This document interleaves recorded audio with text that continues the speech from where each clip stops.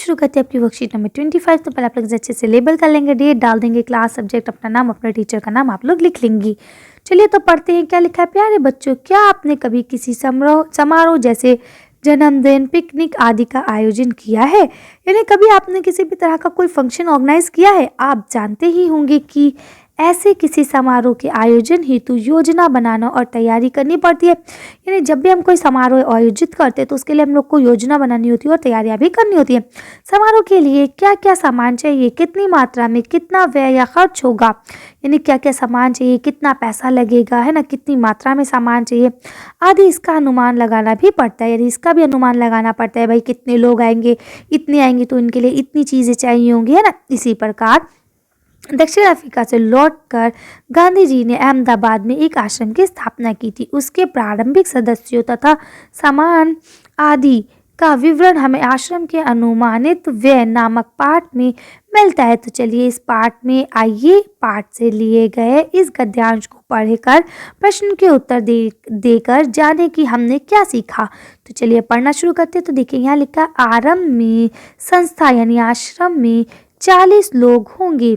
कुछ समय में इस संख्या के 50 हो जाने की संभावना है। हर महीने औसत 10 अतिथियों के आने की संभावना है। इनमें 3 या 5 सपरिवार होंगे, इसलिए स्थान की व्यवस्था ऐसी होनी चाहिए कि परिवार वाले लोग अलग रह सकें। यानी अब क्या कह रहे हैं कि आश्रम की स्थापना हो गई है, आश्रम खुल गया है, तो शुरू में तो 40 लोग होंगे, लेकिन पहले ही महीने में इनकी संख्या 50 हो जाने वाली थी।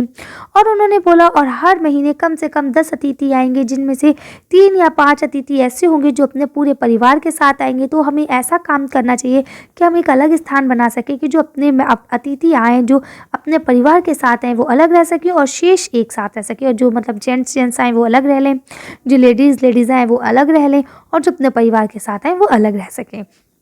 इसको ध्यान में रखते हुए 3 रसोई घर हों, यानी कि अब इस तरह से हमें देखना है। तो इसका मतलब ये कि कम से कम 3 रसोई घर यानी कि किचन होनी चाहिए, और मकान कुल 50,000 वर्ग फीट क्षेत्रफल में बने तो सब लोगों के लायक जगह हो जाएगी। यानी कि अब इतना बड़ा कम से कम मकान होना चाहिए, तभी तो सबके लिए जगह होगी। इसके अलावा 3000 पुस्तकें रखने लायक पुस्तकालय और अलमारियां होना चाहिए। यानी कि भाई आश्रम है, लोग आएंगे तो पढ़ेंगे भी थोड़ा बहुत, है ना, तो कम से कम इतनी अलमारी हो कि उसमें 3000 पुस्तक रख सके। कम से कम 5 एकड़ ज़मीन जिसमें कम से कम 30 लोग काम कर सके, यानी इतनी ज़मीन भी होना चाहिए जिसमें लोग काम भी कर सके। इतनी खेती के औजार चाहिए। इनमें यहाँ क्या लिखा है, देखिए, कुदालियों, फावड़ों और खुरपियों की ज़रूरत होगी। ठीक है, तो इस तरह से आप लोग लिख सकते हैं। चलिए अब हम लोग क्वेश्चन आंसर्स को पढ़ते हैं। आपको यहाँ पहला प्रश्न दिया गया है, चित्र देखकर बताइए कि ये कौन है। चलिए इसका आंसर देखते हैं कि कौन है ये। आप इसका आंसर यहाँ से लिख सकते हैं, ये हमारे देश के राष्ट्रीय पिता मोहनदास करमचंद गांधी जी यानी महात्मा गांधी जी हैं। लिख लेंगे आसानी से। चलिए अगला क्वेश्चन पढ़ते हैं। अगला क्वेश्चन लिखा है, इतनी तैयारियां किस लिए की जा रही थी। चलिए आंसर देखते हैं कि इतनी तैयारियां क्यों हो रही थी। तो आप लिख सकते हैं, आश्रम में अतिथियों के आने की तैयारियां हो रही थी। यानी इतनी तैयारियां किस लिए हो रही थी, अतिथियों के लिए हो रही थी, है ना, कि जो लोग आएंगे आश्रम में रहने के लिए, आश्रम बन रहा था तो कैसे रहेंगे, क्या खाएंगे, क्या पिएंगे, उसके लिए ये सब तैयारियां हो रही थी। चलिए अगला क्वेश्चन पढ़ते हैं। यहाँ अगला क्वेश्चन लिखा, हर महीने औसत कितने अतिथियों के आने की संभावना थी। यानी हर महीने कितने और अतिथि बढ़ सकते थे। चलिए इसका आंसर देखते हैं। आप इसका आंसर यहाँ से लिखेंगे, हर महीने औसतन 10 अतिथियों के आने की संभावना थी। अगला क्वेश्चन पढ़ते हैं। अब यहाँ लिखा है, सपरिवार आने वाले अतिथियों के लिए क्या व्यवस्था होनी चाहिए थी। यानी वो अतिथि जो अपने परिवार के साथ आएंगे उनके लिए क्या व्यवस्था होना चाहिए थी। चलिए इसका आंसर देखते हैं। तो अब इसका आंसर यहाँ से लिख सकते हैं, सपरिवार आने वाले अतिथियों के लिए यह व्यवस्था होनी चाहिए थी कि वे अलग रह सके और बाकी सब एक साथ मिलकर रह सके। यानी उनके अलग रहने का इंतजाम होना चाहिए था। ठीक है, चलिए अगला क्वेश्चन पढ़ते हैं। अब ये आपका लास्ट क्वेश्चन है जो कि एक गतिविधि है। तो ये बोलते हैं, क्या आपने कभी अथवा बागवानी से संबंधित यानी बागबानी से या खेती से संबंधित कोई कार्य किया है या किसी को करते हुए देखा है।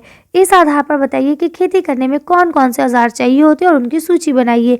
तो देखिए, वैसे तो कुछ का जिक्र यहीं आ गया है, यहाँ से भी आप लिख सकते हैं कि कुदालियों, फावड़ों और खुरपियों की ज़रूरत होगी, है ना।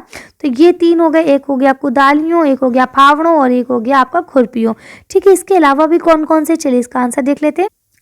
तो देखिए आप ऐसे लिखेंगे, खेती करने के लिए निम्नलिखित औजार चाहिए, हल, फावड़ा, खुरपी, कुदाल, ट्रैक्टर, है ना। तो इस तरह से आप ये आंसर पूरा बना के लिख सकते हैं। चलिए तो आज की वर्कशीट को हम ये खत्म करते हैं। आज की वीडियो में बस इतना ही। अगर आपको हमारी वीडियो पसंद आई हो तो प्लीज़ लाइक और शेयर करें। अगर अभी तक आपने मेरे चैनल को सब्सक्राइब नहीं करा तो प्लीज़ मेरे चैनल को सब्सक्राइब करें। Thank you for watching.